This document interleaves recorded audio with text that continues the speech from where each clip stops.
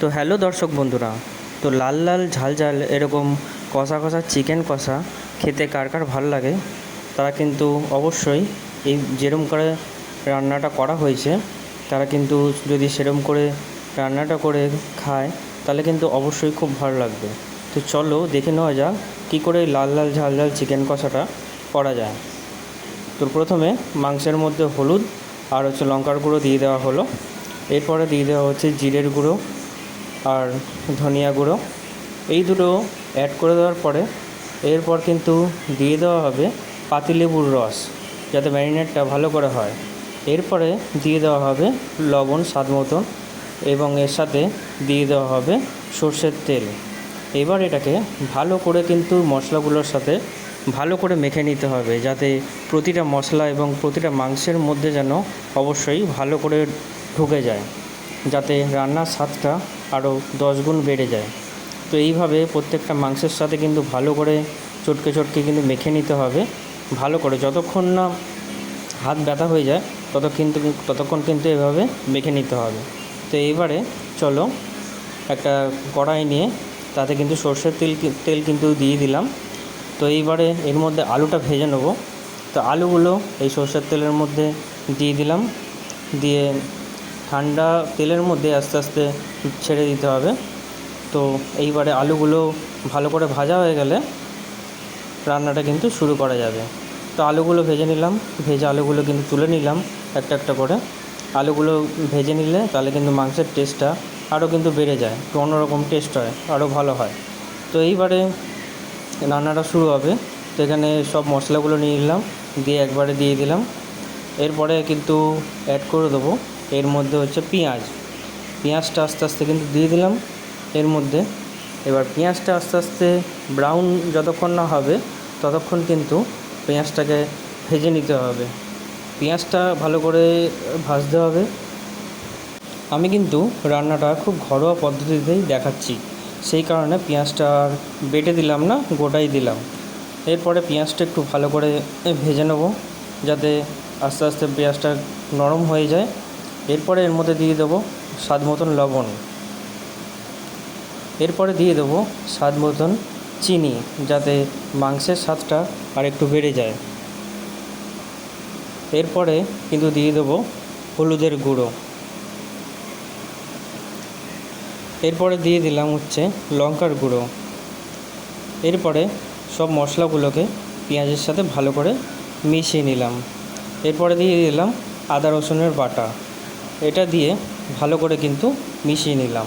এরপরে হচ্ছে কাঁচা লঙ্কা আর হচ্ছে টমেটো বাটা, এই দুটো একসাথে বেটে দিয়ে দিলাম পেঁয়াজের মধ্যে। এইবারে দিয়ে দিলাম হচ্ছে ধনিয়া গুঁড়ো, এরপরে দিয়ে দিলাম হচ্ছে জিরের গুঁড়ো। এরপরে এই দুটো জিনিস দেওয়ার পরে ভালো করে কিন্তু কষিয়ে নিতে হবে। এবার যতক্ষণ না এরকম একটা টেক্সচার কিন্তু যতক্ষণ না আসছে ততক্ষণ মশলাটাকে কষিয়ে নিতে হবে। রান্নার কষানোর উপর কিন্তু রান্নাটা ডিপেন্ড করছে কতটা কষানো হচ্ছে।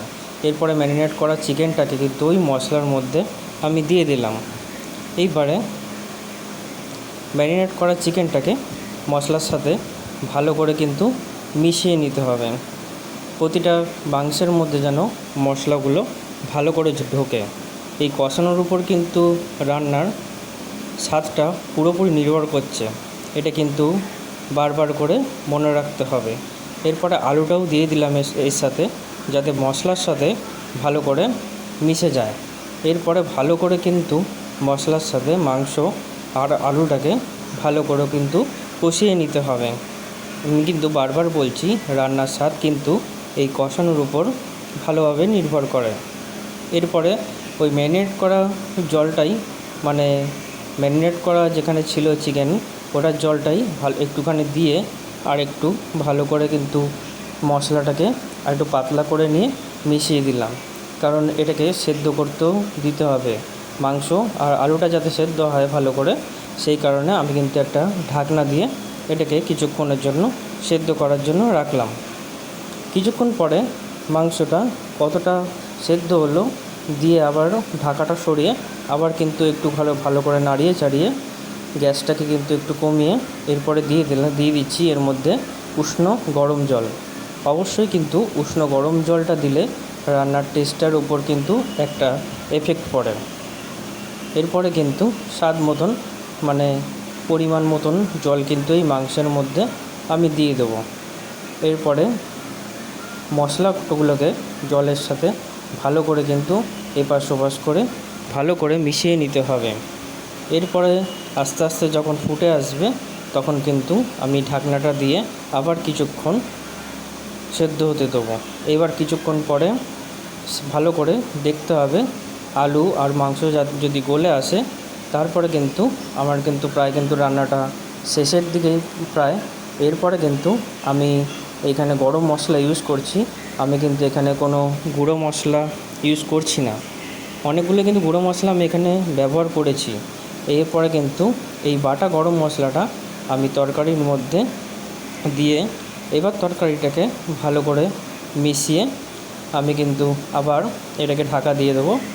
এই বাটা মশলার কিন্তু স্বাদ কিন্তু অবশ্যই একটা অন্যরকম স্বাদ হয়। তো যাই হোক, কমপ্লিট।